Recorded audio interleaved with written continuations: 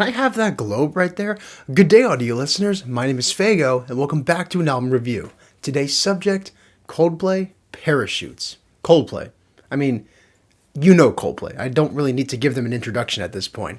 Perhaps the most well-known rock band of the 21st century. And it's hard to believe that we are almost 30 years into their existence. When it comes to foreshadowing, there's a video of Chris Martin telling the camera that Coldplay is going to be the next big thing or something like that. And it was recorded in 1998, well before Parachutes came out. Granted, they had a few EPs that reached some success and garnered a good amount of attention to release a big major level debut album. But still, a lot of people didn't know Coldplay heading into this record. And right off the bat, we have the song Don't Panic. Don't Panic is a really good opener to the album because it kind of opens up this emotion, but it's more of a positive emotion compared to the rest of the album because Don't Panic kind of talks about what a beautiful world that we live in. And the guitar riffs and the slides that Johnny uses in this song, I do like a lot. Not to mention Will does really good on percussion with his little dynamic stick claps also. The song is really catchy, the performances are normal,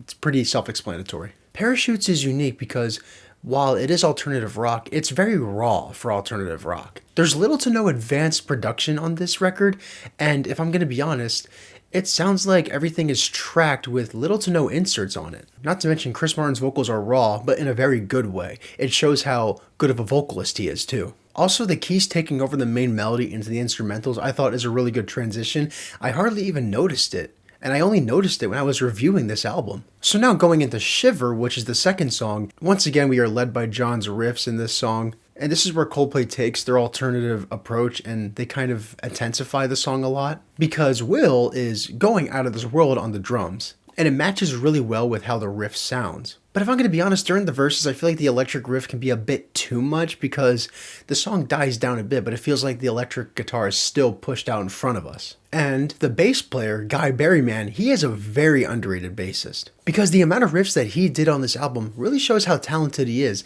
And it kind of surprises me that he didn't really do anything outside of this album in terms of performance. I did mention the intensity on the song, but Will is very diverse with his drum playing. Will go from a hi-hat groove to a ride groove, and it's really impressive, especially the hits that he does on the crash cymbals. Not as catchy as Don't Panic, but still very solid. The song Spies really adds more to Will's approach as a drummer. I gotta say, this is kind of out of Ringo Starr's playbook, but using the snare drum as a tom is really impressive, especially in the first post-chorus instrumental. What I also like about the instrumental in Spies is the electric guitar because the wahs go really well in the verses. It's another great song on the album, definitely. So now we're going to talk about Sparks, and let's be real, who doesn't know Sparks at this point? Especially if you've been active on social media. Because Sparks is a very simple, emotional song, especially with how raw the vocals are. But it's not that the production is bad because the production honestly adds more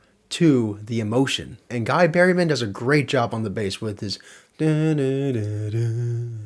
It's very catchy. And the fun fact about this song is this song was never a single. It reached a lot of popularity during this decade. Okay, so before we slap Yellow with a perfect score, let's break it down a bit. Because it's kind of like Sparks. I don't really need to explain Yellow because it's the most popular song on the album by far. The acoustic guitars, the electric guitars blend in so well together. Guy Berryman does a great job on bass too. The drive that the riffs hold in the post-chorus are also really powerful. And a very underrated section in my opinion are the ahs and the oohs behind Chris Martin's vocals. Now Trouble is a very forgotten hit because the piano is very catchy. The piano melody is very cold and I love how everything is so mixed in well together too. It adds more to the soft emotion from this album. So now we're going to talk about the title track, and it's kind of complicated to mention the title track because it's a 46-second long song. It's literally just acoustic and Chris Martin's vocals. Not really sure if I can grade it, to be honest with you. Don't get me wrong, the emotion is still there and Chris Martin does a phenomenal job with his performance. But because the song is so quick, it's kind of hard to not skip it sometimes. High Speed is probably my least favorite song on the album. Not that it's bad, but it's kind of forgettable in my opinion. The MIDI instruments are really good and it kind of really makes me imagine in my ears what High Speed would kind of sound like. Obviously Cars, but something else too. It's a tiny bit bland though, especially the chorus. The chorus isn't really going well for me if I'm gonna be honest. And the second verse has this weird melody where Chris Martin will hit an E flat note, but it does not work at all in my opinion. Now, one of my favorite songs on this album is We Never Change, because the emotion is probably the strongest on the album, arguably. Because it's the acceptance of never changing that makes the song hit so much, especially with how soft and sad this song is, with the electric riffs and the acoustic guitars. Even the drums sound very sad because it's just very soft. Will is not doing anything out of this world.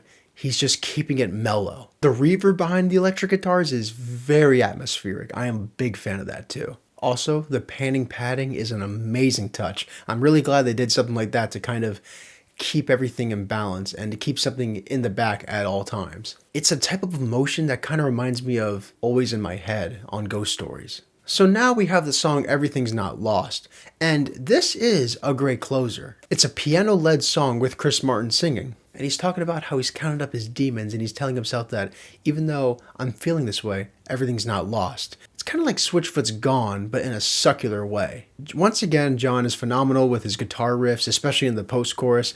Guy Berryman has a very catchy bass solo to it. The drums are really good too. Before the snare hits, there's a stick clap that's really deep in reverb that I like a lot. The tiny soft guitars are a great touch in the second verse because it's not like the second verse copies the first verse. It adds a tiny bit more too. And Chris Martin's way of going from soft to all out for his vocals really quickly back and forth is very impressive. Now, you probably don't know this. I'm not going to let this dictate the score that much, but there is a hidden song on this album after Everything's Not Lost. It's called Life is for Living, and I understand why it's a hidden song because it's definitely the weakest one. I will give it its flowers. It definitely sounds like an end credits song in a movie, but the horns and strings do not work for me at all. Now, Parachutes is kind of cool because as you can see, the color of this album is very yellowish, kind of like the song Yellow. But every other song really does remind me of Yellow, but like an emotional yellow. And would it really come to no surprise that this album would be a mainstream success? Not just commercially, but critically also.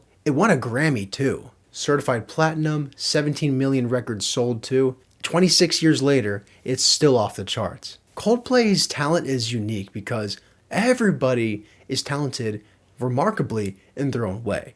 It's not like there's one person carrying the band. Each band is holding the same amount of load as the other person. John's guitar riffs, Guy's bass riffs, Will's drum solos and his variety, and Chris Martin's phenomenal vocals, they all do so much. And I do love that 26 years later, so many other songs are getting a lot of attention. Sparks is a perfect example. Like I said, this album would really catapult Coldplay to become the icons that they are. So, all in all, my score for this record is an 82. If you liked this review, hated it, or if you want me to review another album, let me know down below. Until then, good night and God bless.